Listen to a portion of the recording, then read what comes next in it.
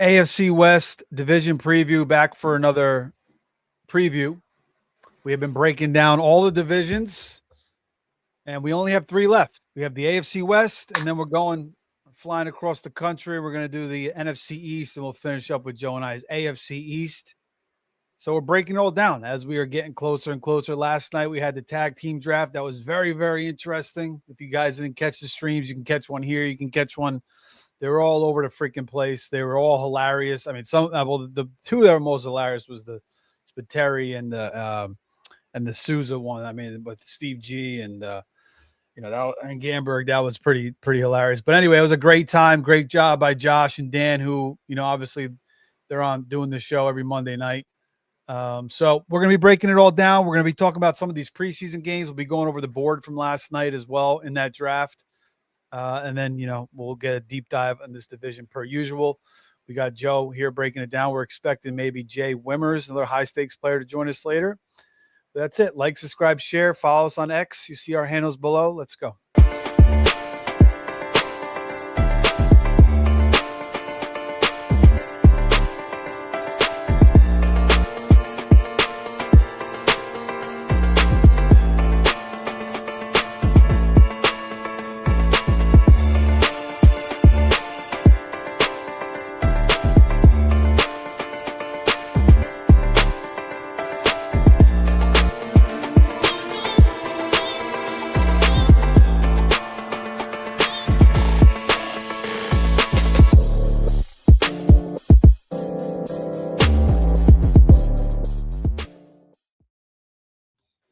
Okay, we are back. What's going on, Joe? Not too much, man. Just was watching a little bit of the Patriots-Colts game tonight. Kyle Williams looks really good. I'm hoping they can somehow make some room for him this year because I think, I know it's against backups and whatever, and it's preseason, but, he looks smooth out there. He's making running some nice routes. Touchdown he scored was really sweet. The defensive back didn't even stand a chance, really. So Patriots look all right, first game. So, bench players, Mac Hollins was out there a little bit. DeVito was playing quarterback. Anthony Richardson fumbled the ball a couple times. But he did end up getting a rushing touchdown. Trying to see what else from that game. I think that's really it. The biggest takeaway was Kyle Williams looks good. Yeah, definitely like Kyle Williams from last year. I mean, the Patriots got good depth of receiver there. You got Chisholm, who I kind of like too. But yeah, Al, we're gonna get into it, man. Joe was just watching the New England game. I haven't really seen too much, just some highlights. I've been watching the Field of Dreams game. I don't know if you guys saw that, but that was really that movie kind of hits home with me. And every time, it was just awesome. They played the music. They had the freaking Hall of Famers coming out. All the guys that Joe and I grew up with in the 80s and 90s, like Paul Molitor, Andre Dawson, all those. Cal Ripken comes out. It was pretty freaking cool, man. So I've been watching that game kind of out of respect for Field of Dreams. But we're going to go through the box scores real quick.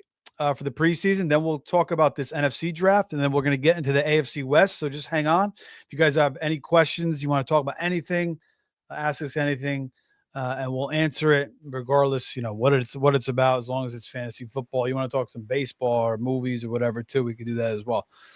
All right. So let's go with the first little preseason action here. Bengals, Lions.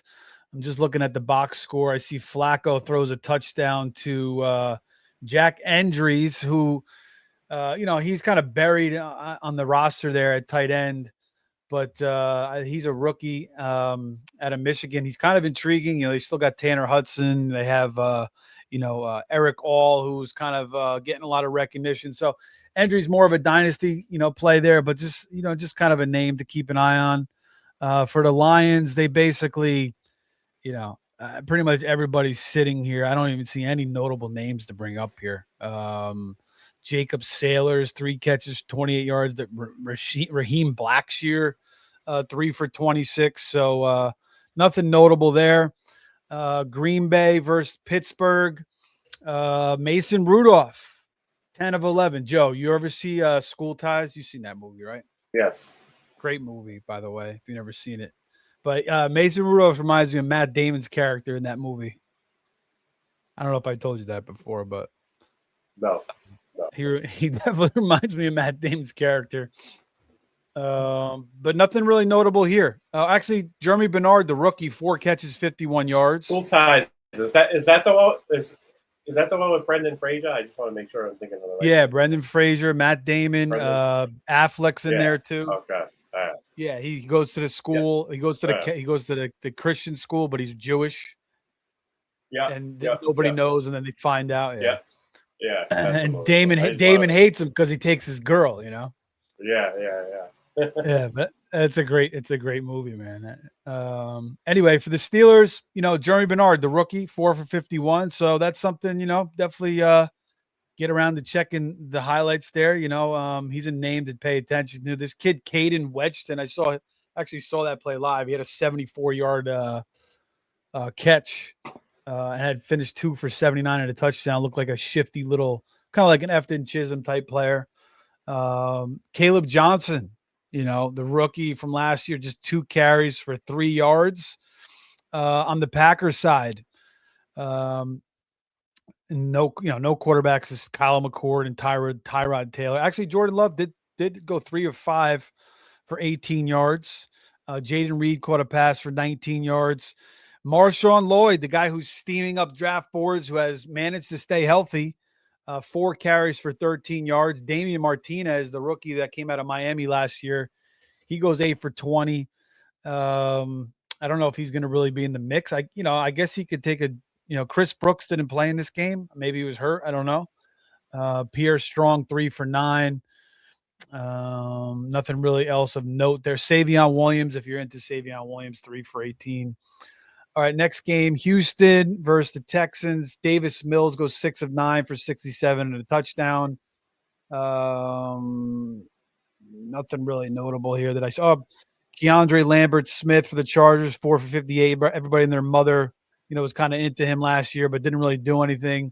This kid, Brennan Thompson, I kind of like him. He's a rookie. He kind of intrigues me a little bit. Obviously it's more of a dynasty or maybe later in the season fab play, or if you're in a best ball league, another 30 rounds like the NFFC, that's a guy to take a shot on. 2 for 30. Arande Gatson catches 2 for 21 there. Kamani Vidal, 5 for 8. So nothing great there. But again, it's preseason. How much could you really take out of it? Trey Lance, he's not on the fantasy radar anymore, but 12 for 20, 164 yards and interception. Arizona versus Vegas. Mendoza goes 6 of 11 for 53 and a touchdown. So nice little start for him. Jack Betch goes 3 for 25 and a touchdown. Now, Joe brought up Kyle Williams. Another guy I really liked a lot last year was Jack Betch. This is a guy that you can kind of get, in drafts. He's kind of an afterthought still. So, you're taking a shot in those last couple of rounds. Why not take a shot on Jack Betch? I really like this kid a lot. I remember he was his brother was killed in that terrorist thing. And I think it was in New Orleans. He played for TCU and he had the winning touchdown in the Senior Bowl, right after his brother passed away. But, so he was going through a lot of stuff. I'm rooting for the kid. I think he's a good player. I think he's, a good player to take a shot on. I know Joey Brown likes him a lot. Mike Washington Jr., 6 for 63, had a 53-yard run. So that's what we saw out of him at an Arkansas speedster, big running back. There is some talk that he could get some work. That's what Kubiak did last year in Seattle. So that's something to pay attention to. On the other side, Minshew goes 14 of 16, 101 and 2 touchdowns. Actually, Kirk Cousins goes 5 of 6 and a touchdown as well. So we should mention that. He looked pretty good. Jeremiah Love, 11 for 58, has a 16-yard run. So you like to see that. He also had 3 catches for 15 yards on three targets. He did 3 catches for 14 yards. So good stuff from Jeremiah Love. Definitely want to go back and watch that. Marvin Harrison has a touchdown, 1 for 7 and a touch. And then Michael Wilson, 2 for 23. I think somebody was talking about, he might have had a really nice catch. I don't know. Jalen Brooks, I don't know who that is, but 6 for 52 and a touchdown, something to pay attention to. Tyler Algier, 4 for 19. No James Conner, no Trey Benson in this game. Jacoby Brissett continues his mastery from last year, 5 of 5 for 44 and a touchdown. So the Cardinals, I did take the Raiders in this game. Minshew was perfect too. Yeah, Minshew was perfect too. They got, it's a nice little combo of quarterbacks they got there in Arizona between him, Minshew and Beck, Minshew and Beck. All right, let's move it to one more game here. Tennessee, San Francisco. I don't think I missed any games, right? This is the last one. Yeah, they're still in the middle of the second quarter. Yeah, middle of the second quarter, 7-7. Cam Ward, 5 of 8 for 57. So that's what we're kind of expecting from Cam Ward, him to take that second-year step up, continue to get better and better in the NFL. Tajay Spears, 3 for 36. Tony Pollard, 4 for 22 and a touchdown. So, Tony Pollard, man, I mean, this guy was wasn't Joe. Didn't he used to go in the second round in drafts a few years ago? Tony Pollard? When he was at the Cowboys, there was one year. When he was with the Cowboys, there was one year. Mike Santos, you guys know Mike Santos, right? The high stakes player. He's. I think he won the first bullet or the second, or he came in second. But he was. I forget. I think he's the one who beat out Theo in the first bullet. But he took Tony Pollard 10 overall that year. 10 wow. Pushed him up. Yeah, he was going like 14 through 16, 14 through 17 range. Was that the first year Zeke was out the way there? Yeah. And then I think the next year, I think he got hurt that year maybe, or maybe it was the following year. And then, he had that tightrope surgery and he just kind of wasn't the same. And then it took him like 2 years to kind of get back. And, he's been a little bit better. But last year, the offense was terrible. Rookie quarterback, they had no weapons. They didn't really start to utilize him to the end of the year. So I think he's a nice value pick at running back this year. You could also take Spears to back him up if you want later in the draft. I've been kind of doing that.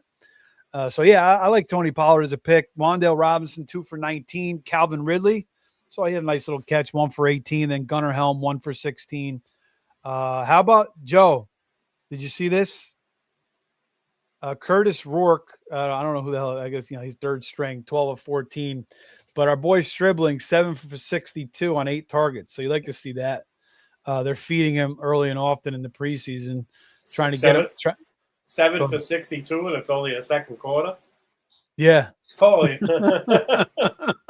That's a good sign. Maybe it is a good sign. Maybe handle with Kaz is in good shape. He might be steamed. He might be in the 9th round soon. If some of those highlights flash. I mean, he's been going in the 9th round sometimes, and sometimes he falls to like the 12th. I mean, he may go 7-8 too if the hype gets a little out of control. You never know. Malik Turner, he's kind of been around a while, 2 for 23. Jordan Watkins, a rookie they drafted last year, 1 for 2. Sincere McCormick got some carries, 2 for 6. None of the running, a lot of the running backs are hurt. They're not going to play CMC, obviously. So that game's in the second quarter. So yeah, some interesting stuff to go back and check out.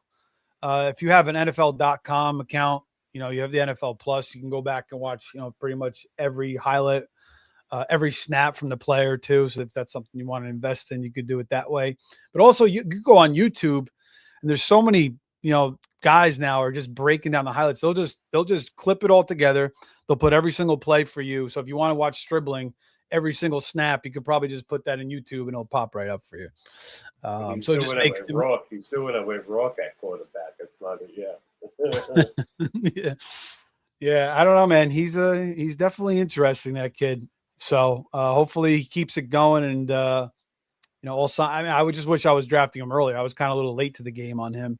Steve G. Yeah, I know. Steve G. texted me this morning, and he said, "I didn't think you guys were going to take him that early." Like, it was like kind of put me on tilt. No, nice. That's what we want to do, baby. He didn't say that, but I think it did. I think Gamberg put him on tilt. Man, Steve was hilarious last night, man. That was pure comedy. If you guys haven't seen that, go to the FTN, watch the Nelson Sousa show. High stakes breakdown with Gamberg, him and Joey Brown, Steve G and Joey Brown. It's just great. You watch a lot of these podcasts and they're just so technical with all these stats and everything. And then you got Steve G coming from Greece at 4 a.m. When the sun's coming up, just wilding out, and it's just great. But speaking of that, let's get into the draft from last night real quick, Joe. We'll go over. We won't go too long because we want to wrap this baby up. But we can go over our team, maybe a couple other teams real quick. Now that you slept on it a little bit. I say I'd go over our team, and that's it. Okay, fair enough. Well, if anything pops out, you could speak up. All right, hold on.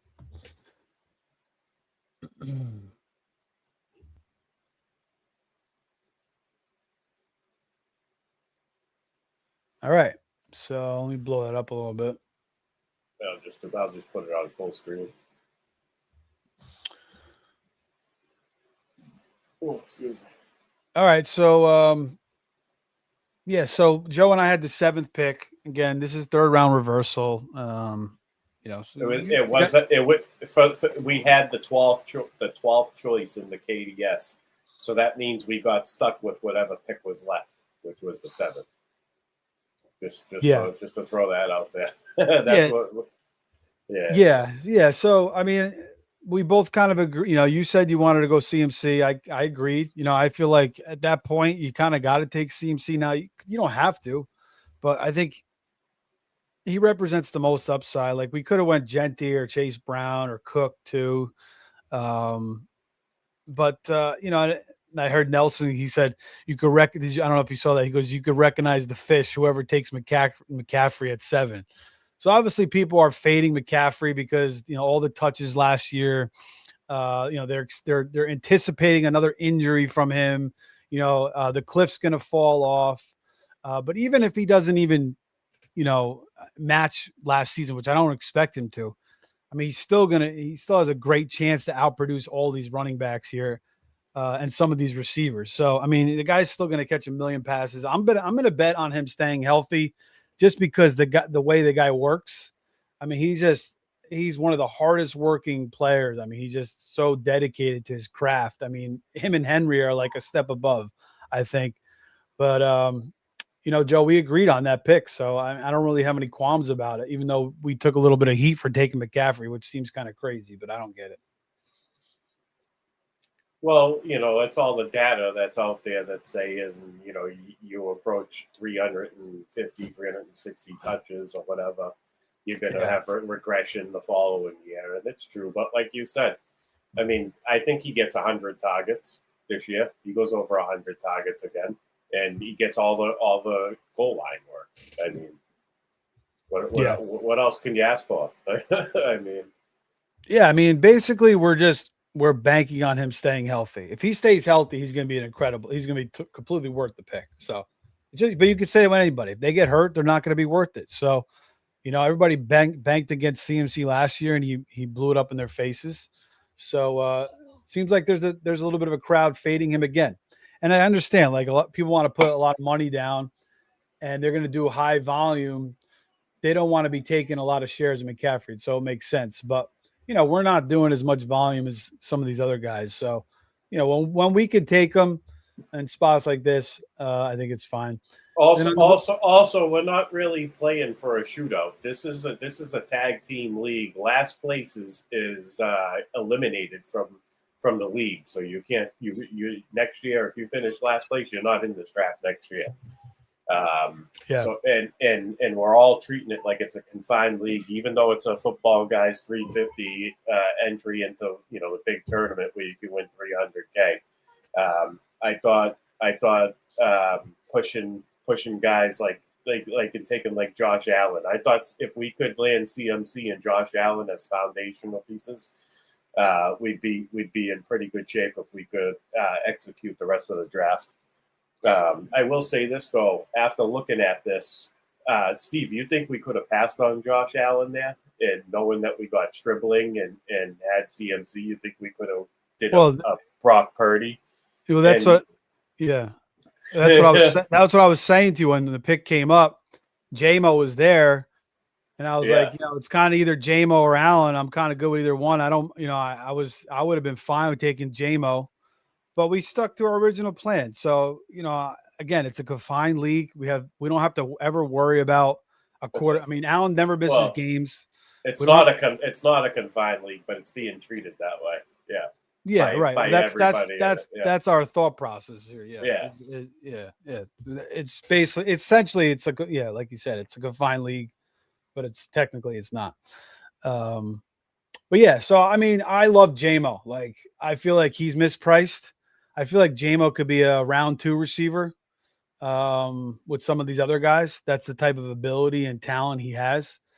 So, but I'm fine with taking Allen. But you're right. I mean, we could have probably waited, and there's so much value at the quarterback position, and then your draft gets a lot harder sometimes when you don't go Allen. But we took Taylor second round, which I think is fine. He fell to us. That was a good spot.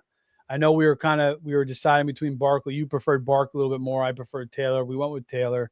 I think it's fine. And then we get Waddle in the third round again.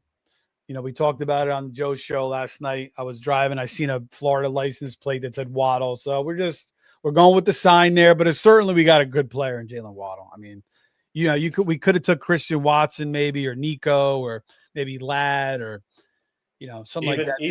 Even Tet would have fit our build just because he's high volume. He's attached to Bryce Young still. And but I think the people who are fading Tet making a mistake. I think you need to take him in some builds. This would have been one of them. I think if you start out running back, and then you start with Tet, and then you target upside from there, like a JMO in the following round. If you don't go after Josh Allen, that's the way to do it with Tet. But yeah, we go for a home run swing early with Jalen Waddle. I like the situation he's in. I think Bo Nix led the league in passing attempts. You got Sean Payton's creativity. The team is in. I think they're favorites to win the division. I believe, right? They're the current. They have to be the favorite, I would say. And the Chargers are probably right there, but stout defense, good offense. The team. It's a winning team. And I think the passing offense could get better. Bo Nix was a bit inconsistent at times last year. If he can clean that up a little bit, play a little bit more consistent football, I think you could see an overall increase of productivity from the entire offense. And then you got Pat Bryant coming along too. So we'll see. We ended up doubling up there because we got Cortland Sutton in round 7, which I don't mind. I think the price is right there.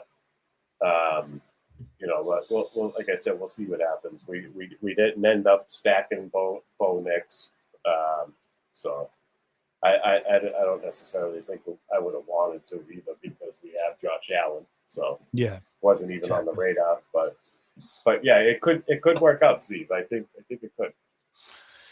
Yeah, so we could have, like Joe said, we could have went Waddle, or I like McMillan, but I like him more in the 4th. I don't really like him in the 3rd too much.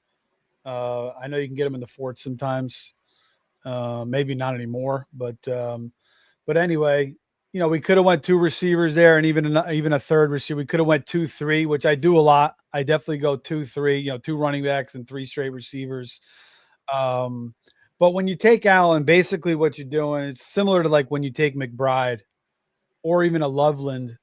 Yes, you're losing that opportunity advantage there, but you're kind of securing a very consistent player that is just going to give you points, and you don't have to worry about taking a gamble, because sometimes these 3rd, 4th round picks, you just never know, they bust a lot. So between McBride, Loveland, and Allen, none of them are going to bust, I don't think, if they're going to stay healthy. Whereas some of these other guys, they very well could bust. So I just, that's the one thing that you get the advantage on, is you get that consistency, and you just know they're going to give you those points every single week. And a guy like Allen, when you take him, he's going to elevate the rest of your team every single week. So if the other players have a bad week, Allen could get you those, 4 or 5 touchdown games, 35, 40 points, and it just kind of elevates your play. So, it's not great to do a lot because, there's so much depth at the quarterback position and there's a lot of good players for where Allen goes. It's a little bit better if you can get him in the 5th and just kind of play the draft and let it lay out that way. But, most times he's going in at least the 4th and then sometimes the 3rd round at the very highest. 5th round came back to us.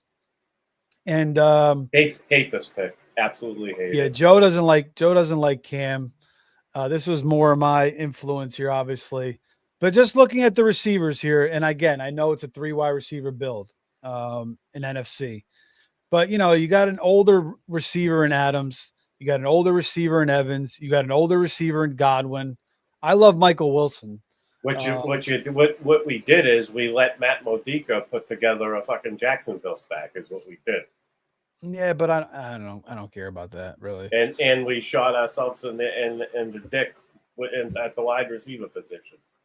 But like the receivers I'm talking about, like any one of these guys could bust. Like I just feel like I don't know. I mean, personally, I love Cam. I don't think people truly realize how good of a player he is. Now he plays like an absolute maniac, and that could knock him out at some point. But that's kind of the narrative, and everybody's kind of going with that.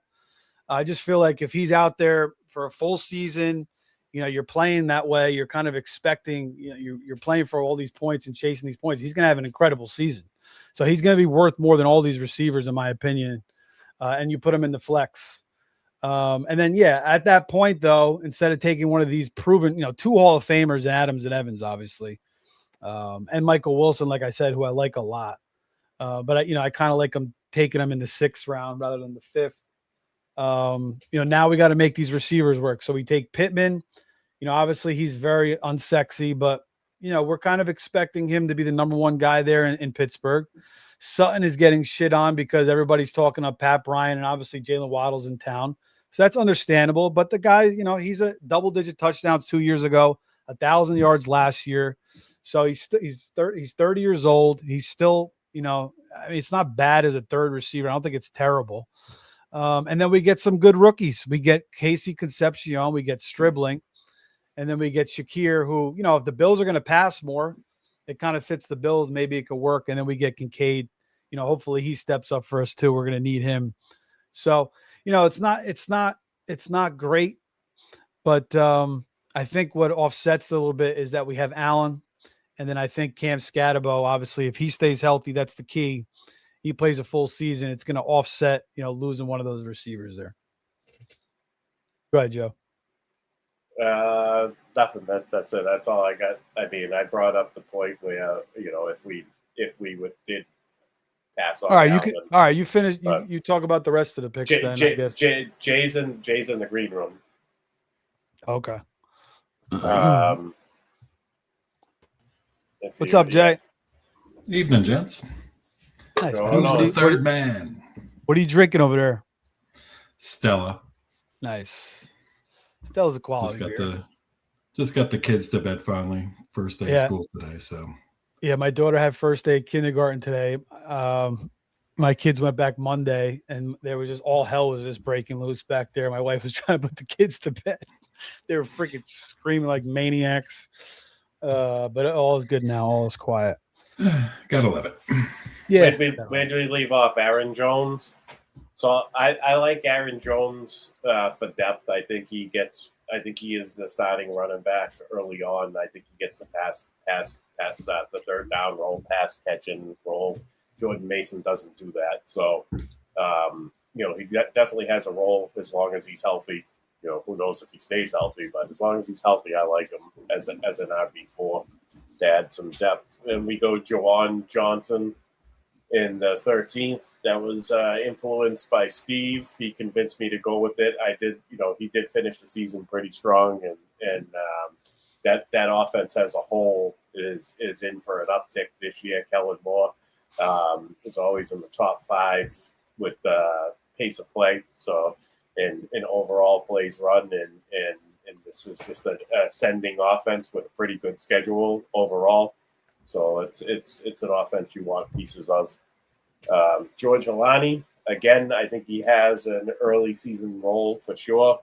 I'm not 100% sold on Jadarian Price running away with the touches. I'm not really big on Emmanuel Wilson, but I do think he'll be involved. I think he will get like 6 to 10 carries a game, and then I think you could see Holani in the third down role, and it's going to be a big committee until Shabs comes back, and then I think you'll see it get condensed based on whatever needs. Whoever's playing best and the team needs. I think Kalani, though, consistently has that third down role until Shabs comes back. Malik Willis. So I like Malik Willis, Steve, but when it comes to pairing him with Josh Allen, I would be looking for somebody to just plug in as opposed to chasing upside. And I think what you're doing with the Malik Willis pick is chasing upside. So, I mean, I don't think he pairs well with Josh Allen, but, nonetheless, we waited a long time to take our second quarterback. So it was either between him and Daniel Jones. Who we could have went with because we do have Taylor. I technically prefer Daniel Jones, with Josh Allen, but if I take like a Brock Purdy or like a Jared Goff, Matthew Stafford, that's when I'm looking to get Malik Willis as my backup. Yeah, I like Willis there because I think he's gonna have a really good year, and I do too. I think I'm backing him up, and I'm also kind of trying to steal him from the rest of the board a little bit. I think if he starts all the games and he plays all the games, he very well could be a top 12 quarterback with his rushing ability. And it's not like you're worried about Quinn Ewers or somebody else coming in and stealing his job. I mean, I think they're going to give him every chance to play this year. And if they stink, then they're just going to tank and go for the number 1 pick anyway.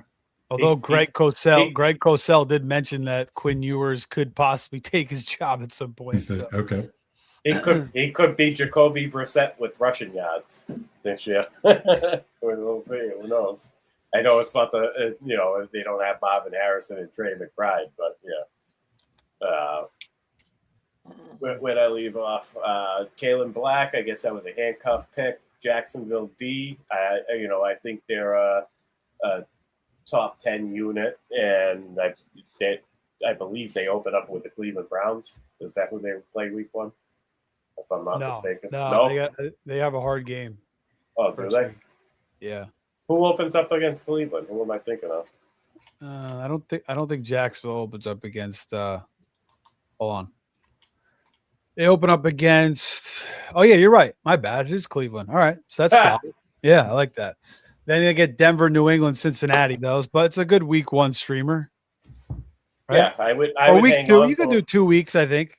I don't know if I want to play against New England, but I would still possibly hang on to them, though. I'm not necessarily think we have to drop them to pick up another. Yeah, I guess we see how they play, right? First 2 weeks, then we make a decision. Then we take another rookie, Malachi Fields. He has a path to targets, so that's why we like him there.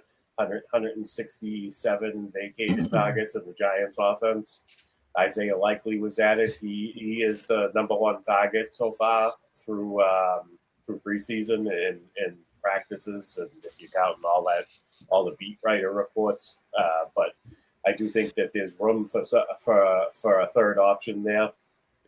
Given if Malik Davis is 100%, we don't even know if he's 100% or how much work he's going to get. But I do think there's a path for targets for Malachi Fields.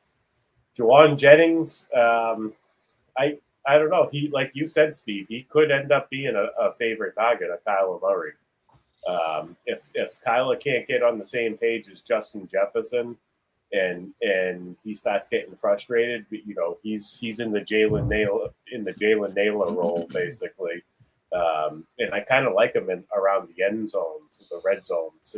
Jordan Addison kind of, he tailed off towards the end of the year last year. I don't know what to expect from him. I was always huge on Addison, and I'm still taking shots on him as a wide receiver 4 in some drafts.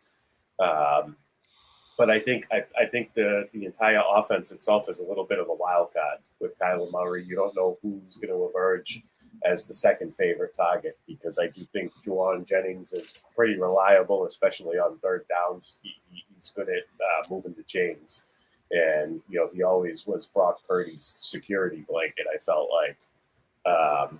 So, I think it's not bad in round 19. And then obviously we take the Bengals kicker attached to a high-powered offense. And we know he can kick long field goals, at least 50-yarders.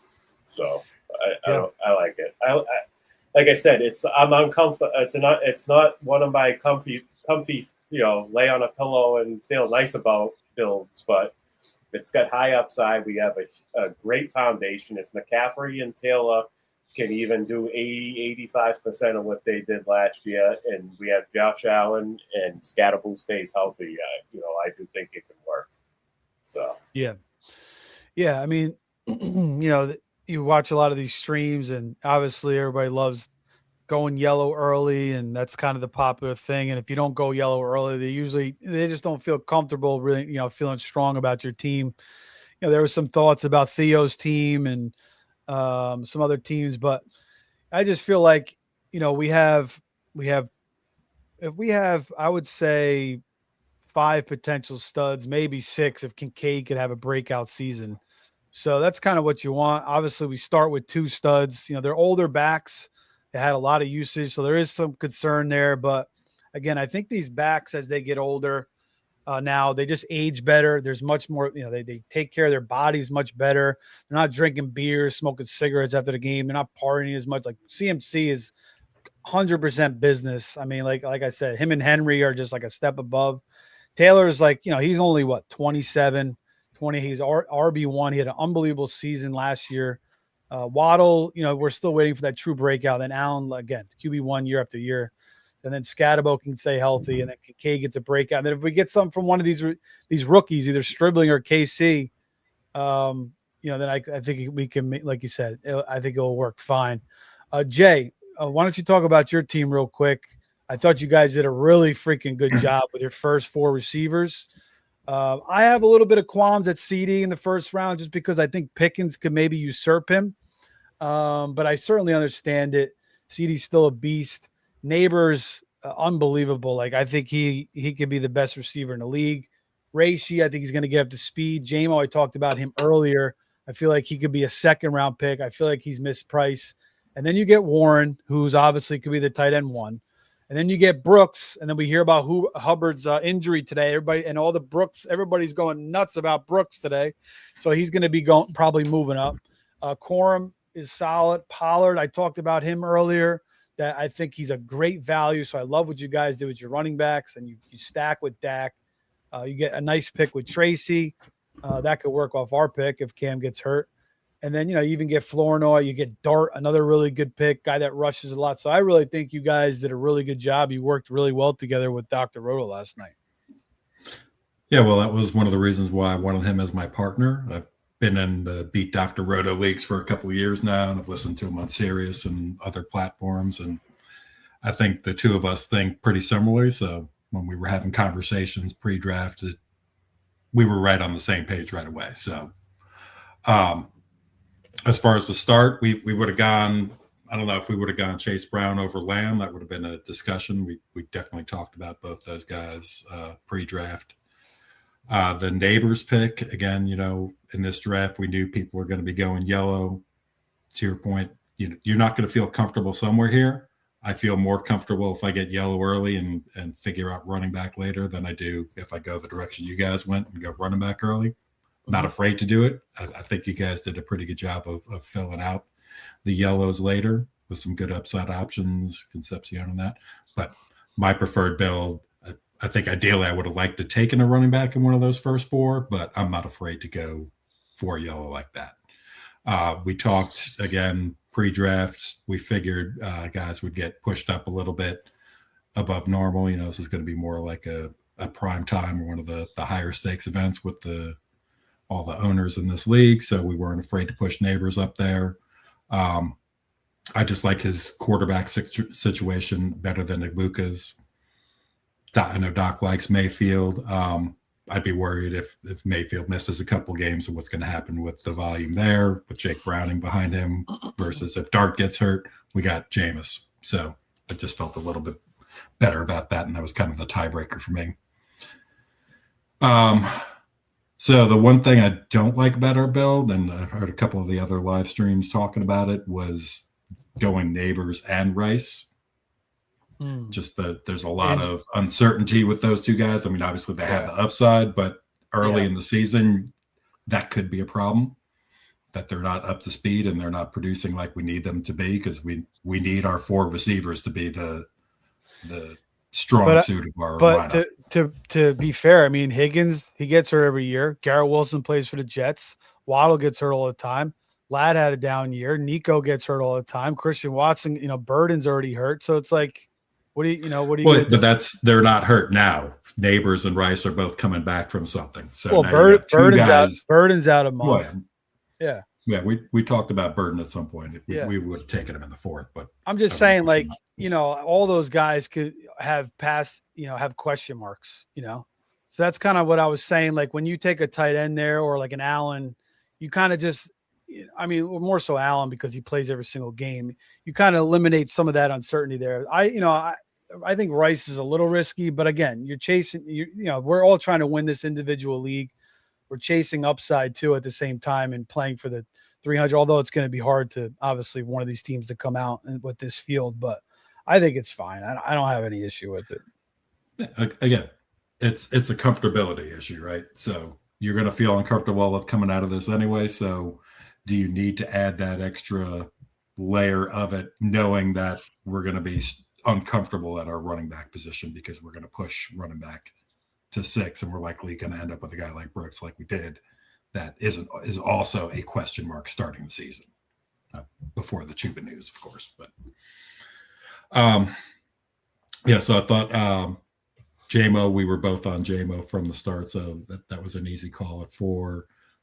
Warren was an easy call at 5. Billy was on our stream. They were debating Harrison and Warren. I think Dan and Josh were also talking about Warren, but they ultimately went Tate. So we were happy to get him there. Even though fantasy pros or not football guys, their rate your team, they put tight end as a weakness for us. I'm like, you took Warren. How is that possible? What was your rating? What was your rating on football guys? Football guys, we got a C, and the other one we got a C-. I think Joe, we got a B+ on football guys and a C on fantasy pros. A C+, and football guys got us finishing 2nd in the league. So, okay, that's good. I got to sign up for that subscription and see what their intel is on that because I read the fantasy pros stuff. I got to be honest with you. Most of the stuff, not all of the stuff, but 90% of the stuff at Fantasy Pros isn't my cup of tea. So that's what I'm saying. That's why I want to get the football guys. I think I feel like I would respect their input a little bit more. I'll go double check, but I think Fantasy Pros had wide receiver as a weakness for us. So take what it's worth. I think they do half point PPR in their thing though. Okay, that doesn't make any sense. Yeah. All right. So running backs, I like the way Modica put it on their live stream. We built the room backwards. That was exactly what we were doing. We took Brooks. We were glad Steve passed on his boy that he invented to get him in the 6th. And then Corum in the 7th. Billy passed on Corum there to take Burrow. So that was nice for us. Again, those are not guys we're expecting to start week 1. We're expecting to start them in the shootout and to get us to the shootout. So we went Pollard and Tracy later to be those guys to start early, especially Pollard. And that's why we backed Pollard up with Singleton. He's kind of our anchor running back at this point until Brooks and Corum emerge as the full-time guy or the lead guy. Mm-hmm. I like the Debo pick. But go ahead. No, I was going to say I expect Brooks to overtake Hubbard, but you expect Corum to overtake Kyron too, or I don't know if he's going to overtake him. Just again, you're taking Corum with the hope that he gets the job somehow, whether it's overtake or injury. Yeah, or at least like more of a share that he got last year, right? And even if it's like a 55-45 or whatever, he'll still have a much better season. Regardless, I think it's a good pick. So Yeah, I mean, he's going to have a role no matter what, but Yeah. to get that, to be a guy that you count on weekly, he's going to need to be the lead guy. So we're not counting on that early in the season. So again, that's why you go Pollard. I think Tracy has a bigger role. He's got some more passing game chops that I'd feel better plugging him in early until we see what we have with Corum. If we have to go there, if Chuba ends up being out and Brooks is getting the majority of the touches, then obviously he'll be in the lineup week 1. But that's kind of the approach there. Yeah. Get those high-end guys for later and get a couple of guys you can at least feel decent about putting in the lineup week 1. Yeah. I mean, Dobbins and Stevenson were already gone. If Dobinson or Stevenson was still there in the 9th, would you have taken them over Dak or no? I don't think so. Doc didn't want to take Dobbins. We didn't discuss Stevenson. I would have taken either one of those guys in 9. We talked about Gainwell, Rachaad White also as options in there. Gainwell went before we took Dak. I would have probably argued for Gainwell over Dak and pushed Dak out another round. Knowing we had the pairing with Dart, we could have taken Purdy once we took Debo. So we had some quarterback options that we didn't have to go Dak there. Once Gainwell was gone, I was fine taking Dak and going with the stack. Yeah, I like the team. I think you guys did a really good job. Very nice. All right. Well, I don't know, Joe, I know we got to keep it moving, but if you guys just wanted to add any last things about this board or this draft last night, I just want to say real quick, Steve was like drafting from a cave in Turkey last night or something, and he couldn't see the board, so he's like Gamber, who won the 6th round? And Gamber's like listing off the players, and he's like, he's listing off players that are already drafted, so he was kind of all over the place. I think he probably missed out on some picks, and he was basically telling Gamber to pick, and then towards the end of the draft, Nelson's like, He's like, Mike, you're gonna take direction from Steve on what kicker to take too. He's like, just take the freaking kicker.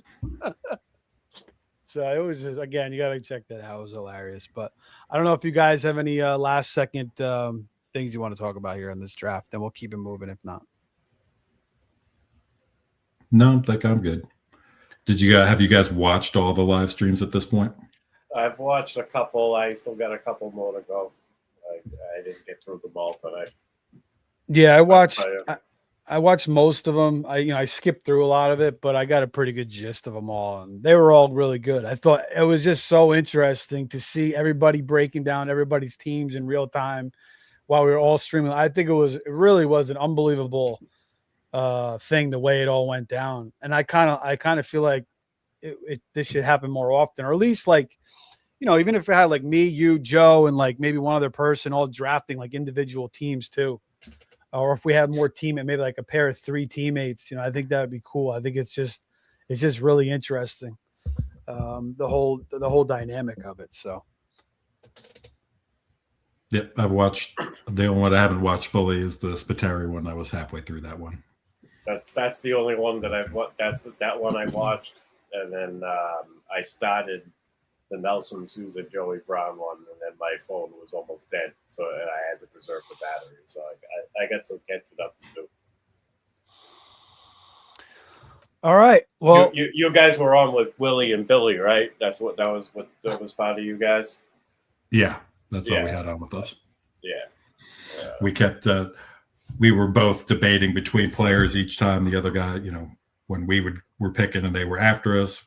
We would pick one guy, they'd pick the other, and when they were up, it was the opposit. So we had a lot of shared thoughts there. AFC West, I'm checking out at 11 o'clock, Steve. So if you want all right, yeah, I'm gonna get into it. Let's start with the Raiders here, and we will start with their quarterback situation. We saw a little of them tonight. We saw Kirk Cousins look pretty good. Mendoza looked pretty good. We mentioned Mike Washington had a big run tonight. Genty already said that, they're going to have co-nicknames. We saw Kubiak, share time with his running backs. Kenneth Walker was like one of the most frustrating running backs to own last year because Charbonnet was just a thorn in his side all year until finally when they had to finally use Kenneth Walker. Then the guy becomes a Super Bowl MVP. Charbonnet constantly stealing goal line carries. And I don't expect that to happen with Genty, but I do think Washington may have a little bit of a role. Maybe it's a little bit of a thorn, but I still think he's a quality pick later on, especially if you take Genty. I think it's pretty solid too. The receiving room's interesting. You see here, Trey Tucker, Naylor, Jack Betch had a touchdown tonight. Again, we talked about him to start the show. Really like him a lot. Everybody and their mother expecting Brock Bowers to have a resurgence season after last year's debacle. Michael Mayer scores a touchdown tonight, but again, he's been an afterthought. Jay, I'll start with you here. How do you feel about Genty? Are you potentially taking him ahead of a guy like CMC in the first round? Do you like Mike Washington at all? What receivers, if any, do you like from this receiver room? And then you could touch on Brock Bowers and your feelings on him this year. A lot to unpack there. Definitely taking Genty over CMC. I'm out on CMC pretty much completely. I don't want to deal with the headache, and I don't feel good about his backup situation. If there was a clear backup, I'd feel better about taking him. Again, when he plays, he's going to put up fantastic numbers. You just don't know if and when the injury is happening. And I don't want to deal with that. I'd rather take somebody else that's a little more secure and didn't have 400 something. You want young, fresh legs, basically. Yeah, running back's a young game. Yeah. I like Mike Washington. I think Genty's going to get the majority of the touches. I think Washington's got a role, and if Genty went down, I think Washington would be the guy. So I'm taking Washington. We passed on him for Brian Robinson in this one, but we definitely talked about him, and I'm interested in him in the double-digit rounds as a handcuff dart throw. Receiver room. I like Tucker over Naylor. I wouldn't mind taking both of them in the draft just to see which one ends up being the lead guy.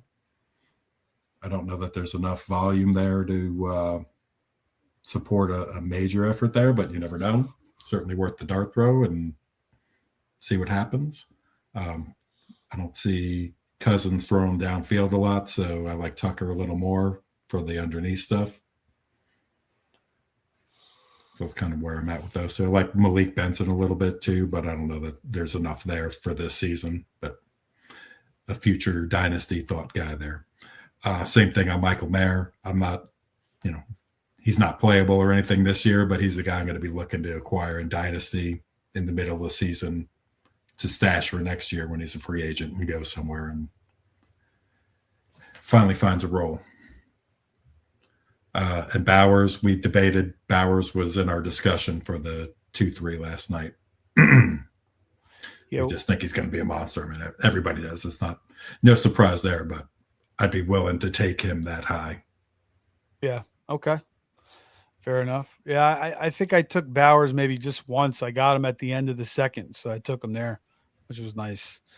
What was I going to ask you? Oh, no, that's pretty much it. I mean, the tight end room's kind of interesting. They also have Ian Thomas and Albert O, who, we were kind of expecting big things at one point. Roman Hemby's another guy I would say to keep an eye on. He was the other Indiana running back last year. He was undrafted, but you never know. I kind of like what I saw from him. All right, Joe, real quick on the Raiders. Go ahead, buddy. I like Mike Washington in the later rounds, even if I don't roster Genty. I think he's worth a pick. Like Jay said, he's the guy if Genty goes down. And I kind of agree with you. I think he's going to have about I give him 20%. I don't think it's going to be all Ashton Genty. Kubiak is he used both Walker and Charbonnet last year, so I do think there's room for Washington to slowly earn a role as the season goes on. I'm hoping Mendoza starts sooner than later. I don't think, I'm never been too excited about Kirk Cousins as a quarterback, and I honestly don't think it matters. I actually think the team might be better off fantasy-wise with Mendoza as the quarterback, because then I think it will be more condensed and there won't be, the wide receiver carousel. Maybe somebody will emerge there. I like what I've seen out of Jack Besh lately. Early on, the only person I was drafting was Jalen Naylor, and it was probably like in the 15th round. I have a couple shares of him. I'm not really targeting him all the time, but I thought, somebody was worth targeting, so that was the guy who I was going for. I think I might mix in some Besh going forward. Bowers, I might get a share. I don't have a share yet. The thing for me is I'm just so high on other tight ends. Like I think Harold Fannin is going to have around 130 targets. I know people are expecting the wide receivers to, the rookie wide receivers to step up, and possibly Jerry Jeudy still hanging around. And nobody knows what to make of that entire offense and how it's going to play out. But I'm big on Fannin, and my dark horse to finish tight end 1 is Kyle Pitts. So I got a video coming out soon on the Sports Affiliation that will explain exactly why. But I'm huge on Kyle Pitts too, so I probably won't end up with a lot of Bowers. If I get a share, I get a share. We'll see. I tried to get him early on. He was slipping into the 3rd round early on, so the first draft I did, I targeted the back end of the draft. I wanted 12. I didn't get 12. I got 9, and sure enough, he did fall to the 3-1 in that draft. Mike Sander got him in the 12 spot, so I would have had a share. That's where I really like him. I think the guys, I know, Jay, you said you have a 3rd round Bowers. When I had you on Aces Up, you mentioned that. I think the guys that have 3rd round Bowers have a huge edge because they got 2 first round picks to go along with them, not just one. And then the third round, it's kind of chalky. So it's all wide receivers for the most part, unless somebody falls, unless one of the running backs falls. But that really hasn't happened. It's only been really Jeremiah Love that's been falling for the 3rd round. And, occasionally Derrick Henry, I guess. But yeah, that's why I don't know. I guess he's not going to disappoint. I'm higher on some of the other tight ends. I don't think he's going to outscore Kyle Pitts or Harold Fannin by enough points to justify a 2nd round pick based on your build. If you're looking to like I said, I mean, it's tough. I think he's gonna have to score like 340, 350 points to pay off there. But he does give you a positional advantage, and he's most likely going to finish tight end 1. I'm higher on the other tight ends, but that's it. That's it for this team. I'm not interested in the defense or the kicker. I mean, maybe the kicker emerges as a free agent pickup or a streaming option down the line, but just to see how many, they could get a lot of field goal attempts if they don't finish off drives. But I'm not interested in it just because I think the offense as a whole, I think, is going to be in the bottom half. So I didn't realize they had Matt Gay as their kicker. I thought they still had the other guy, Dylan Carlson. I guess he's out of the way. I don't know what happened to him. Daniel wasn't he shanking a bunch of kicks last year? Oh yeah, Daniel Carlson. Yeah, he wasn't that good last year, right? Yeah, I'm looking at their schedule too, and they got Denver in week 15, and then they get Tennessee and Arizona in 16 and 17. The shootout schedule. It's something that I've been bringing up every division show, so I thought I would throw that out there. So tough week one shootout matchup. At least it's at home. It's not in Denver, but it's pretty friendly. They got some tough games mixed in there. At the Chargers, they got the Rams on there. They have at New England. So they do have some tough non-divisional games, but the shootout schedule looks pretty decent. So. Yeah, good weather too. I mean, you get at home against Denver, Tennessee, and at Arizona. So no weather issues for the Raiders. Maybe the kicker is a play towards the end of the year there at some point once we see this offense get rolling. Clint Kubiak, man. I mean, he just elevates. I mean, he's just like another Ben Johnson. He's just that resurgence is coming. He's going to be running a lot of crossing routes like what he did with JSN with Brock Bowers, and I think Brock Bowers could win on those all day and break away from the defense. Obviously, they have their offensive line coach is that old school dude, Rick Dennison. He's worked in those Shanahan systems for a long time, so that's a positive as well. After last year, their offensive line wasn't the Suns coach the offensive line coach last year.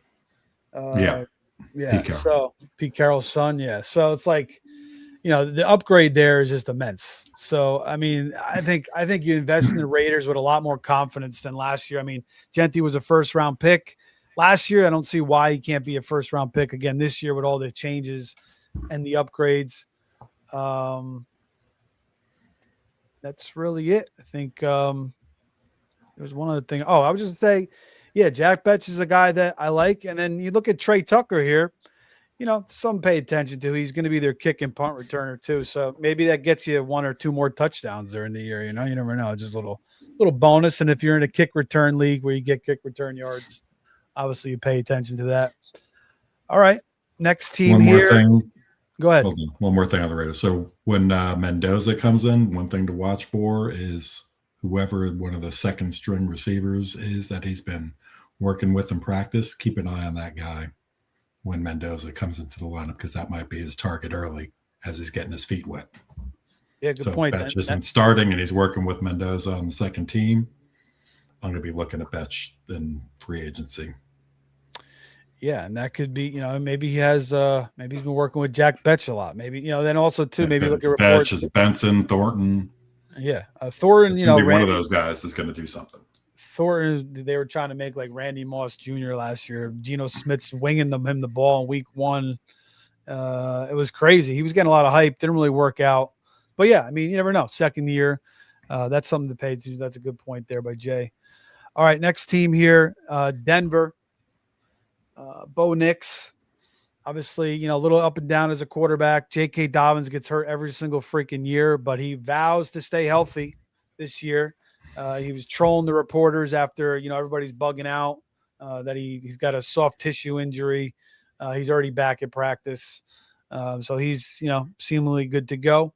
RJ Harvey, I don't know what to think of him. The way he performed in that snow game last year was a disaster, but I think he was hurt. So I think that plays into a little bit. I think he was playing with some injuries down the stretch, but they do draft Jonah Coleman. Harvey could just be kind of like more the PPR back, the receiving back in this backfield. Cortland Sutton's getting older. He's 30 years old. He's not exciting. Pat Bryant is getting all the freaking hype. I like Pat Bryant a lot. I liked him. I drafted him everywhere last year. Didn't work out. He never really got a true chance until like the end. They really tried to feature him in that. I think it was the New England game. It was like the first 3 throws he got, and then he left that game with a concussion. So they were trying to feature him. They were trying to pepper him with balls. And, I really think he's a very, very nice late round pick. We wanted to get him in that draft, but Nelson got him, I think, in the 12th round. So he's getting steamed up. Jalen Waddle, a little bit banged up right now, but, plenty of time to get back. He should be okay. I'm expecting big things. Always been a Jalen Waddle fan. I really think that him and Nix is going to be a nice combo. Doesn't have to wait for the ball to come down from Tua anymore. There's just so many times where the ball would just hang in the air and Waddle's just sitting there waiting for it to come down. That's not going to be the case with Nix. The tight end room I want no part of. I don't want Ingram, freaking Sean Payton's boy, Adam Troutman, he brings along from every single team. Forget about him too. But Joe, I'll start with you this time. What are your feelings about the Broncos? So I like them to have a ton of pass attempts again. I think J.K. Dobbins they're going to manage his workload. I don't think they're going to give him as many carries as they did last year. I like R.J. Harvey. I know a lot of people are fading him. I'm kind of on him just because of what he did. I thought he looked pretty good inside the red zone. last year. And he's the pass catching back on the team. Jonah Coleman and J.K. Dobbins, I see them splitting carries and early down work. Just to keep Dobbins fresh, I do think Coleman gets probably like 8 to 10 carries a game, something like that. Dobbins gets like 12 to 15. RJ Harvey gets 5 or 6 targets, and I think he's in third downs and red zone. I think he's in the he gets the all the important snaps, and I think he's going a bit undervalued. It's funny that I say that because I don't have any shares of him yet in high stakes. I have a ton of them in best ball just because I've done like a shitload more best ball drafts, early on, and he's going around like the 9th, 10th round, and I just couldn't stop clicking him. But in the high stakes, it hasn't worked out yet where I've gotten them. I've done a lot of 2 RB builds and a couple of 3 RB builds. So, I haven't really had the necessity to put him on the roster yet, but I will get him in certain builds. Like I said, I know I'm on an island there, but I think he is RB2 worthy. Wide receivers, I like Cortland Sutton. I do think he's going to be a bit touchdown dependent and game script dependent. I feel like, he's going to have a game or two where he does have 8 or 9 catches, and he's the focal point of the game plan.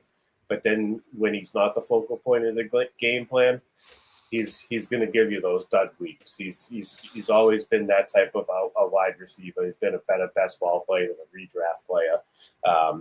We took him because he fit our build. We were running back heavy. We spent the premium pick on the quarterback and Josh Allen, so he fit our build. But that's kind of how I'm seeing how Cortland Sutton playing out. Pat Bryant, I think, will continue to be inconsistent, but maybe he does carve out a bigger role this year. And then, of course, Jalen Waddle. I think if he stays on the field, he definitely has immense upside.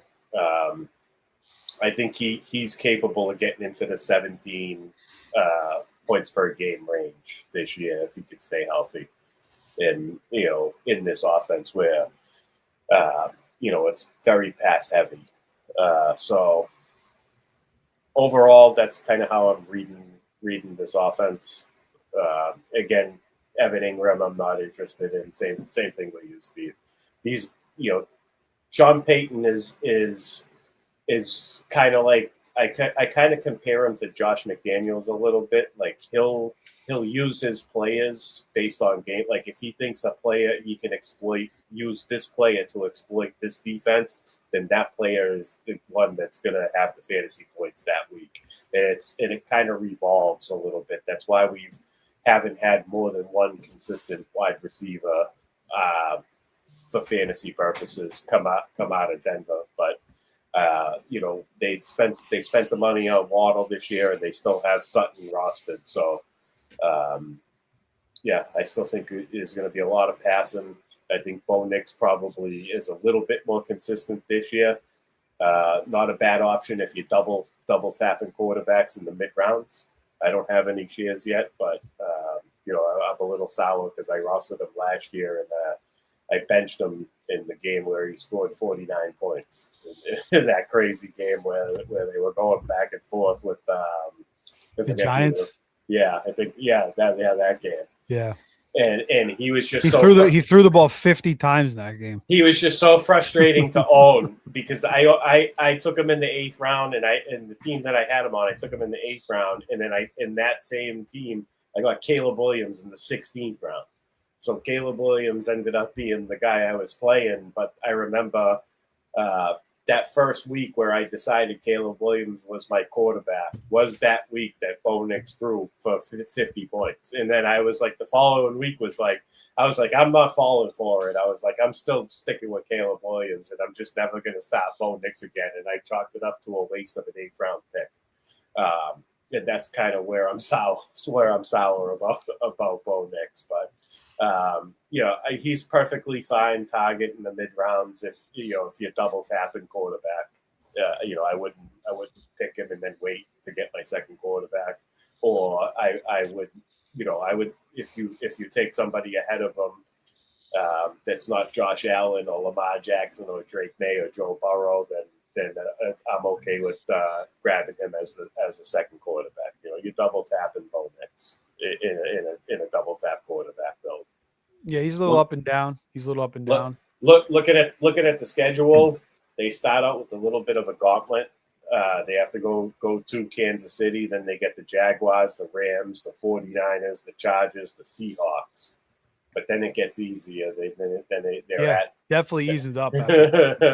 It's pretty nice. The only game you get concerned about maybe is the New England game in the Super Bowl, because the weather could be brutal, and obviously New England's defense is good. So and we saw what happened last year in the dirty cold weather game. So this, they also didn't have Dobbins. I think results might have been different had they had. And Knicks didn't even play in that game. I was going to say they didn't have Knicks either. So yeah. Well, I'm not even mentioning Knicks. If they had somebody that could run the ball downhill, then the Patriots wouldn't have treated the game the way they treat. They would have had to play the football game. Is what I'm saying. The Patriots did. They what they were doing was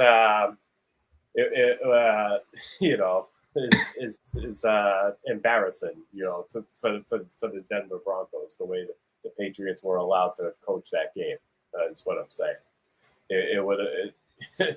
So it's a risk with the weather, but that's going to be a good game to watch, because that's a revenge game for the Broncos, for sure. So that's going to be a nice game to watch, and maybe it'll be a 30-degree, nice sunny day there up there. You never know; you could get that too. So you can't just say, "Oh, well, I'm so scared about it." So you never know what's going to happen between now and Week 17. New England might have a million injuries on their defense. All right, Jay. What do you think about the Denver Broncos this year? I'll just start you out real quick with one. Are you into Pat Bryant? Do you think he's legit talent? I think Sean Payton thinks so. So that makes me interested in him. I mean, he was a productive college player. Where to go? Illinois, I think. Yeah, Illinois. Yep. Yeah, he was a good player in college, and Payton's always talking about him. So I pay attention because Payton's going to use the guys he likes. Hi, Taysom Hill.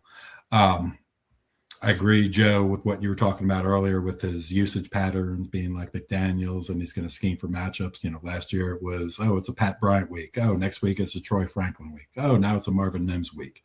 Some of that is matchup. Some of that is, I think he just wants to show, you think I'm doing this? I'm going to do this. That's great for NFL. It's not as good for fantasy when we got to try to figure out who we can rely on week to week. I do think he's receiver-wise, he's probably going to do a little less of that this year, having gotten Waddle. Yeah. So I like Waddle and Sutton a little better than I might have otherwise. I'm out on the running backs generally. I mean, I'll take one of them, especially like a Dobbins, if I have a build like the one yesterday where I need somebody I can start for the first couple of weeks, and if he lasts longer, great. But other than that, you can't trust the usage. You never know when he's going to flip-flop or throw in Jaleel McLaughlin or Tyler Beatty or whoever to get those extra carries. Or I saw he worked out Taysom Hill a couple of weeks ago. I was like, you got to be kidding me with this guy. I like Knicks, though. I think the offense is going to be productive. I think Peyton's a good coach. He's just, for fantasy, he's annoying because he likes to go off script completely and change up his usage patterns, which – great for NFL. For our game, not as good. So I'll take Knicks. I'll take Waddle or Sutton at a reasonable value. But other than that, I'm probably avoiding Denver generally. Other than the defense, I like the defense too. We took them yesterday. Yeah, I like taking, like you said, in the builds where I need running back depth. Dobbins falls. I feel like after him, It's a pretty big cliff. You got guys like Jordan Mason, Rico Dowdle, Gainwell, not terrible, Rashad White, but I just feel like, Dobbins is a true number one there to start the season at least. And I just feel like he's going to be the guy until, the wheels fall off per usual. But I like to build him depth-wise. And when they do, I think it's Coleman just moving into his role, and Harvey just keeps the role he's in now. I don't think he's getting a significant uptick unless Coleman shows he can't do it. But I thought he was pretty good in college too, and I've heard he's been looking decent in camp. So yeah, it's going to take a lot for him to take over Dobbins' role, though. Dobbins has got a pretty good. Wait, no, I'm saying if Dobbins goes down, I don't think right. overtaking him otherwise. Right. Agreed on that 100%. What the heck was I going to say? Oh, I wanted to talk, bring up our boy here, Will Stevenson, saying evening. He also says, is Waddle a developed version of what Peyton was hoping for in Pat Bryant? I mean, kind of two different receivers. One's smaller, one's, a lot bigger, but I think Pat Bryant is more like his Michael Thomas than right. Yeah. But I think what I was going to say was, I think he brought in Waddle for specific reasons. He wants to get a true number one off the bat here. And, he wants to open up this pass game and help Nix even more go downfield. I mean, a lot of this stuff with him and Nix is like these play action passes to the fullback. And, Nix takes some deep shots here and there and he hits them. I mean, remember that Bills game when he hit freaking, was it Troy Franklin or deep and 2 years ago when they played them in the playoffs, to open up the game. So Nix could do that. So I think they're going to take a lot of deep shots, try to open up the rest of the offense as well, the running game and things underneath as well. So, I think Waddle's a big upgrade. The one concern you have with Waddle is, he's always kind of like out there and he gets hit and then he's coming out. But I think part of that could be playing with Tua and just, the ball just floating in the air a lot of the times too. Yeah, maybe that mountain air helps a little bit too. I don't know. But it's going to be interesting. Go ahead. I was just going to say, Tua is the reason why I'm worried about London, and I kind of like Joe's take on Pitts. I like Pitts as long as Tua is the quarterback. I think those two fit together better than Tua and London. I think London fits pretty good too, because London's not going to be really going down the field that much. He's going to be kind of working short to intermediate too. So, he's going to be a big body for Tua. It's going to be interesting because he went from like two, short guys. Now he's got two big guys in Pitts and London, which I think fits him better. And I think Tua probably needed a refresh anyway. He needed to get out of Miami, clear his head a little bit. So I think it's going to be good overall. And then you got Bijan too. So I don't know. The Falcons, we talked about them. I think they're a little bit of a sneaky play for that division. All right. The offense is condensed, and we love that for fantasy. Yeah. So, And even Zachariah Branch, I mean, the kid that's all he caught in college was screen passes. Now he says he can run the whole route tree, but I mean, that fits to it. I mean, just those little quick hitters. That's what he likes. And that's what's easy for him. So I think that's what Stefanski was thinking when he drafted Branch. All right. Anything else here on the Broncos? We keeping it moving here. All right. Let's get into the next team here. Real quick on the Broncos. I did just want to talk about, they bring back their offensive coordinator, John Morton. Everything else is pretty much the same. Oh, they got a new wide receivers coach. That's not I don't know how much. Oh, actually, I'm sorry. Davis Webb is taking over play calling this year. So that's a little bit of an interesting, tidbit there. So he's worked with Bo Nix before. That's all good signs. I think people are excited about Davis Webb. All right, let's move on to the Chargers now. Will the Chargers charge once again? They kind of seem like that team that just, they have so much potential every single year, and they just always seem to come up short, whether it's through injuries or, just choking games in the playoffs. You remember the game from a few years ago with Jacksonville. They had that huge lead, and Trevor Lawrence was horrible in the first half. I think 4 interceptions. Then he played lights out in the second half, came back. Ladd, no more Keenan Allen. Although I guess there still is a chance they could return, but it seems to me like Keenan Allen's going to go somewhere else. So Trey Harris gets a step up, hopefully this year. Quentin Johnston, he's steaming up draft boards. I think it's fine for where he's going. He's your wide receiver 3. I'm not really into the tight end room. There's all this talk of Charlie Kohler. They have Njoku there. Gasson. I just don't know if he's ever really gonna. I don't know if Gadsden's gonna really do anything. Njoku. I don't know. I just think it's just they're all gonna kind of mess with each other. Marion Hampton. I'm a believer like this is going to be a little bit of a shared backfield between him and Vidal and Mitchell. Now Vidal did play today, so they're holding back on Mitchell, and that he's going in the right spot there over Mitchell. I kind of like what I saw out of Vidal last year, and I kind of thought maybe he deserved to go ahead of Mitchell on some spots. It's just not the way the draft boards are going. That's not the way the market is going. But I don't know. For me, Hampton's a little expensive in the first round, so that's why I'm probably not going to have any Hampton. Maybe if I can get him in the late second in some spots, I'll take a shot on it. And then Herbert, yeah, I mean, with McDaniel in the building, if he could stay healthy, and McConkey, Trey Harris, Johnston, and this running game, I think it could all work. So I don't mind taking Herbert. And everybody's kind of expecting their offense to get better this year. So yeah, I have no problems with that. Joe or Jay, actually, I'll let you go first here on the Chargers. So backfield wise, it's kind of similar to Denver. I think Hampton's the lead, Mitchell's the RJ Harvey, and Vidal is the Coleman.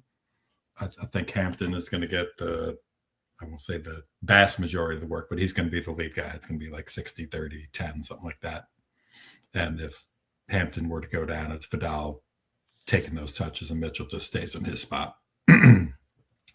I like Hampton. I'll take him like you. I'll take him in the mid-second. I take Walker ahead of him. And when it's Hampton or a chain, that's where I'll be debating one or the other.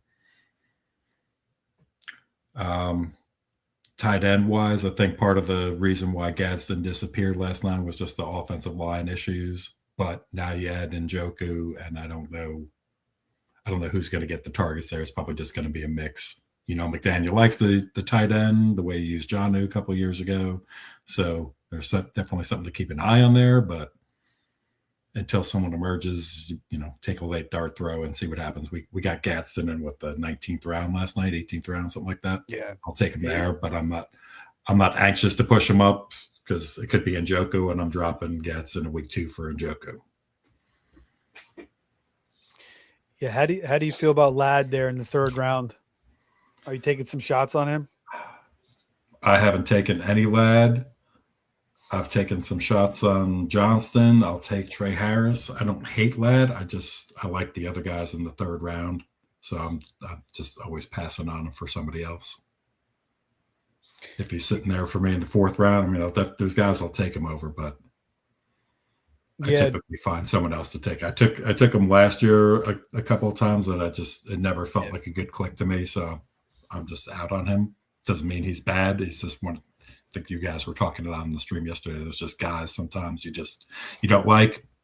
Doesn't have to be a good reason. I'm just not in on him. Yeah, I mean, I loved him coming out. I had a ton of them his rookie year. I went back to the well last year in the 2nd round. That's where you had to pay for him, and yeah, it burnt you. But I guess Keenan Allen was there. That messed with things early on.